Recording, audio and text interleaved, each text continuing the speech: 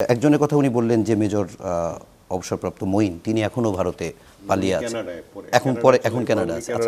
কানাডায় যিনি আছেন কিংবা ভারতে যিনি আছেন কিংবা হাদির হত্যাকারী যারা আছে, বর্তমান সরকারের তাদেরকে ফিরিয়ে আনার ক্ষেত্রে কতটুকু মানে ইফেক্টিভ ভূমিকা পালন করতে পারে, সম্ভব কি? দেখুন, ফেরত আনার তো একটা প্রক্রিয়া আছে। সার্টেনলি গভর্নমেন্ট ইনিশিয়েটিভ নেবেন, এতে কোনো সন্দেহ নেই। তো আমরা তো পুলিশের এক্স আইজি বেনজিরকে ফেরত আনার ব্যাপারও তো আমরা ইন্টারপোলের সাহায্য চেয়েছি, তিনি গ্রেপ্তার হয়েছেন, তাকে দেশে আনার ব্যাপার উদ্যোগ নেওয়া হয়েছে। তো এগুলো সব ক্ষেত্রে যে খুব সফল হয় তা না। তো দেখা যাক, কিন্তু চেষ্টাটা থাকতে হবে। এটা আনার জন্য একটা স্পেশাল উইং থাকা উচিত আমি মনে করি, কারণ আসামির সংখ্যা, ফেরত আনার সংখ্যা কিন্তু এখন অনেক বেশি। এটা 2-4 জন, এটা একটা একেবারে ডেডিকেটেড ইউনিট থাকা উচিত মিনিস্ট্রি অফ হোম অ্যাফেয়ার্সে, এটা ডেডিকেটেড ইউনিট থাকা উচিত ফরেন অ্যাফেয়ার্স মিনিস্ট্রিতে। তাহলে হবে কি, এটা একটা আপনার একটা রেগুলার সুপারভিশন থাকবে এবং করণীয় কী, এটা খুব একেবারেই মানে আপনার টাইম টু টাইম বেসিসে কাজ করলে চলবে না। একটা চিঠি আসছে, আচ্ছা ঠিক আছে হোমে মতামত পাঠাই বা ফরেন মিনিস্ট্রিকে বলি, নো, এটা একটা সেল করা উচিত, কারণ সংখ্যাটা অনেক বেশি। আমাদের সেনাবাহিনীর অন্ততপক্ষে 2জন গোয়েন্দা সংস্থার প্রধান তারা বাংলাদেশ থেকে পালিয়ে ভারতে আশ্রয় নিয়েছেন। 3জন গোয়েন্দা, উনি যেটা কারেক্ট করলেন, 3জন গোয়েন্দা সংস্থার প্রধান তারা ভারতে পালিয়ে আছেন। অন্য র্যাঙ্কের লোকজন পালিয়ে আছেন, পুলিশের লোকজন পালিয়ে আছেন, সিভিল সার্ভিসের লোকজন পালিয়ে আছেন, রাজনৈতিক দল মানে অর্থাৎ মানে নিষিদ্ধ আওয়ামী লীগ, তো মানে আওয়ামী লীগের লোকজন পালিয়ে আছেন, নিষিদ্ধ ছাত্রলীগের লোকজন পালিয়ে আছে। তো এইগুলোকে ফলো আপ করার জন্য, এগুলোকে এক্সট্রাডাইট করার জন্য আপনার খুব ডেডিকেটেড মানে আপনার টিম থাকতে হবে, ইউনিট থাকতে হবে। খুব ট্র্যাডিশনালি এটা করা যাবে না। যাদের কথা বললেন তারা তো অনেকেই আটক না, পালিয়ে আছে, কিন্তু যে আটক হাদির হত্যাকারী তাকে ফিরিয়ে আনা তো সরকারের জন্য একটা চ্যালেঞ্জ কিনা, বা কিভাবে পারবে, কতদিন লাগতে পারে? ভারত আপনি দেখেন, আপনার হচ্ছে যেমন শেখ হাসিনার কথাই যদি ধরা হয়, শেখ হাসিনা ভারতের আপনার রাষ্ট্রীয় মেহমান, স্টেট গেস্ট হিসেবে আছেন, একেবারেই ভীষণ তাদের আনুকূল্যের মধ্যে আছেন। তো এটা তো সম্ভব না, তার স্ট্যাটাসটা কি, তাকে কি তার রাজনৈতিক আশ্রয় দিয়েছে? তো মানে আমি তাদের ফরেন মিনিস্ট্রির বক্তব্যটা যদি খেয়াল করি, ওদের যে স্পোক্স পারসন আছেন তিনি বলেছেন যে আমরা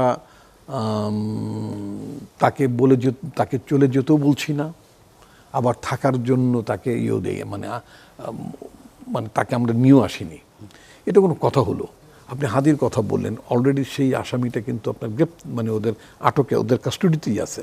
আচ্ছা, তো তাকে তো ফেরত পাঠাতে কোনো সমস্যা ছিল না। এবং তারপরে তাদের ইমিডিয়েট পাস্ট যিনি মানে ওয়েস্ট বেঙ্গলের চিফ মিনিস্টার মমতা ব্যানার্জি, তিনি তো খুব খোলামেলাই বলেছেন, তাই না? তো সেটার পরিপ্রেক্ষিতে তো মানে আপনার ভারত সরকার উচিত ছিল সম্পর্কের স্বচ্ছতা রক্ষা করার জন্য বাংলাদেশে পাঠানো, কিন্তু পাঠাননি। তো না পাঠানোর মধ্য দিয়ে আমার কাছে যেটা মনে হয়েছে, আমার পত্রিকাতেই বোধ হয় একটা রিপোর্ট আমি গতকালকেই দেখলাম, সেখানে লেখা হয়েছে যে ভারত মানে ওই বললেন এক ঢিলে অনেক পাখি শিকার করার ব্যাপার। ভারত একটা এক ঢিলে হাসিনাকে ব্যবহার করে, অন্যদেরকে ব্যবহার করে, নানাভাবে এক ঢিলে অনেক পাখি শিকার করার একটা নীতি বাংলাদেশের ক্ষেত্রে মানে নিয়েছেন তারা। এবং এটা আসলে খুব মানে তাদের জন্য খুব লাভজনক হবে তা মনে করার কোনো কারণ নেই। তো আমার বক্তব্য হচ্ছে, আপনি জাস্ট আবুর বলেছেন বিষয়টা, যে বাংলাদেশের উদাহরণটা টানতে, যে মানে রাজীব গান্ধীর হত্যাকারীদের কথা বলেছেন, এরকম যদি হত্যাকারী আমাদের দেশে ঘুরতো, আমাদের থাকতো, তাহলে কি হতো, ভারত কি রিয়াকশানটা দিত? আমি যদি সিমিলারলি যদি এভাবে বলি, একটি দেশের, প্রতিবেশী দেশের, আমি যেই জায়গাটি যেতে চাই, একটি প্রতিবেশী দেশে মানে বাংলাদেশের কথা বলি, সেখানকার সামরিক গোয়েন্দা সংস্থার তিনজন কর্মকর্তা ভারতে থাকছেন। এবং সবচেয়ে বড় কথা হচ্ছে যে আমাদের গোয়েন্দা সংস্থার লোকদের কাদেরকে বাছাই করা হতো, যারা ইন্ডিয়াতে খুব মানে একটা কন্ডিসিভ এনভায়রনমেন্ট এবং একটা কমফোর্টেবল কন্ডিশনের মধ্যে আছে। তার মানে কি, তার কি জাতীয় গোয়েন্দা সংস্থার কাজ করছে বুঝতে পারতেছেন তো? একেবারে একটা প্রো ইন্ডিয়ান বা ইন্ডিয়া ফ্রেন্ডলি আপনার স্পাই পলিসি তারা মানে আওয়ামী লীগের সরকার নিয়েছিল। তো তা না হলে যদি ধরুন, যদি খুব প্যাট্রিয়টিক স্পিরিট থেকে যদি আমাদের এই তিন গোয়েন্দা সংস্থার তিন সাবেক প্রধান তারা যদি কাজ করতেন, সার্টেনলি আমি বিশ্বাস করি যে ইন্ডিয়ান গভর্নমেন্ট তাদেরকে আশ্রয় দিত না এবং তাদেরকে পুশব্যাক করত।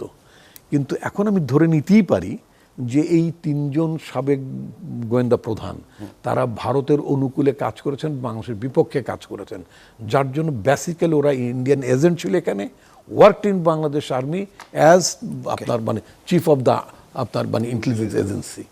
তো তাহলে কি ভয়াবহ অবস্থা! আপনি ক্যান ইউ ইমাজিন, আপনি লাস্ট 15 ইয়ার্সে একটা স্বাধীন দেশের তিনজন গোয়েন্দা প্রধান পর্যায়ক্রমে একটা ভিন দেশের স্বার্থ রক্ষা করেছেন, এমন জাতীয় লোকজন রিক্রুটেড ছিলেন ওই বাহিনীতে, ভেরি ডেঞ্জারাস।